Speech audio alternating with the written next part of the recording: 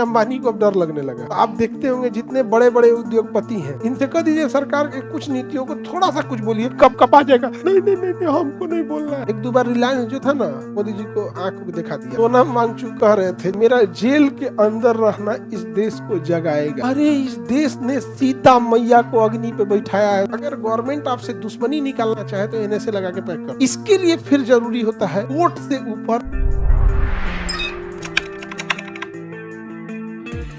अभी देखिए 3 idiot movie जिस पे बनी थी सोनम वांगचुक पे क्या लगा दिया गया?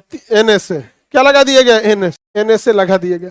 सोनम वांगचुक कह रहे थे जेल जाने से पहले कि मेरा जेल के अंदर रहना इस देश को जगाएगा। अरे इस देश ने सीता मैया को अग्नि पे बैठाया है। सोनम वांगचुक कुछ नहीं पूछेगा। इस देश में लोगों को नेताओं की चमचई से अच्छा और कुछ बेहतर नहीं आता है। उनको ये लग रहा था कि उनके लिए देश मतलब दुख मनाएगा। भुला गया देश। अहमदाबाद में जहाज गिरा, देश भुला गया। और छूट गया था कुलदीप सिंह सेंगर, बलात्कारी छूट गया। उसके लिए कोई धरना प्रदर्शन नहीं हुआ, कोई विरोध नहीं हुआ।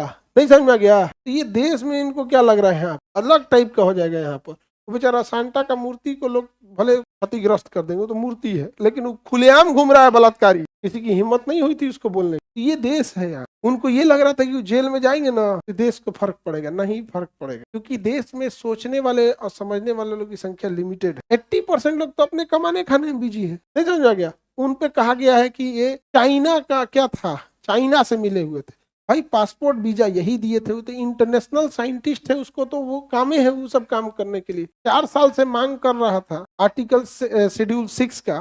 शेड्यूल 6 में न रहने की वजह से अरावली आज काटने की नौबत आ गई है। वो लद्दाख को बचाने की बात कर रहा है। समझ में गया? और यूएपीए तो देश विरोधी काम करेंगे तब लग। बट इसमें इतनी खराबी है ना प्रिवेंटिव डिटेंशन में। अगर गवर्नमेंट आपसे दुश्मनी निकालना चाहे तो एनएसए लगा के पैक कर। ये बहुत खराब। इसके लिए फिर जरूरी होता है कोर्ट से ऊपर पब्लिक का जागरूक रह। पब्लिक अगर सोई रहेगी तो ये कुछ भी कर दे। याद रखिए, अगर आवाज नहीं उठाया गया रहता आज अरावली बची हुई है का कारण है अब आवाज। अगर आपको बिना मतलब गवर्नमेंट उठा लेती, देखो अगर क्राइम किए हैं उठा रही है तो उसमें गवर्नमेंट का स्वागत, लेकिन कई बार बिना मतलब अगर उठा ले गए हैं तो पब्लिक प्रेशर ही है वो चीज को छुड़ाता है। और ये आतंकवादियों पे लगता है, एनएसए और यूपी। समझ में आ गया कि नहीं आ गया? लगा किस पे है? सोनम वांगचुक। किस पे लगा है? सोनम वांगचुक। पीओके उसी ने तो कब्जा करा दिया। नहीं यह बोलती यस सर, कहीं सोनम वांगचुक पीओके कब्जा करा दिया। बेवकूफ है, गलती से बोला गया। बहुत बड़े साइंटिस्ट हैं। सेना के लिए उस बर्फ में उन्होंने टेंट बना के दिया था।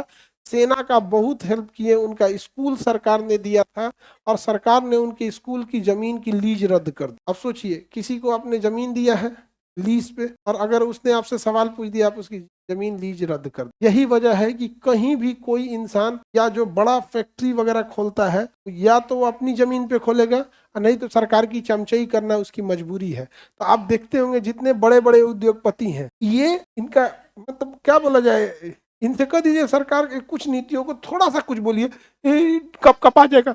नहीं नहीं नहीं नहीं हमको नहीं बोलना है। जितना बड़ा उद्योगपति दिखेगा एकदम थरथरा जाता है यहाँ पे। नहीं समझा? हम तो बहुत बड़े बड़े उद्योगपति लोगों से मिले भी हैं, तो कहते सर गवर्नमेंट को कुछ नहीं बोलिएगा। हम कहे यार हम जो चीज गड़बड़ करेगी तो हम बोलते हैं कि तो हम लोग को कोई दुश्मनी थोड़े है। कौन सा हम लोग को राजनीतिक आदमी है? हम लोग को क्या मतलब है कांग्रेस बीजेपी? लेकिन उन लोग के पास क्या है ना, इतना पावर होता है गवर्नमेंट को। अब जैसे मान के चलिए रिलायंस है, कल को कुछ बोला उसका लाइसेंस से रद्द कर दो। 1-2 बार रिलायंस जो था ना, मोदी जी को आंख को दिखा दिया था। आंख दिखाने का मतलब थोड़ा सा अंडर एस्टिमेट कर दिया था।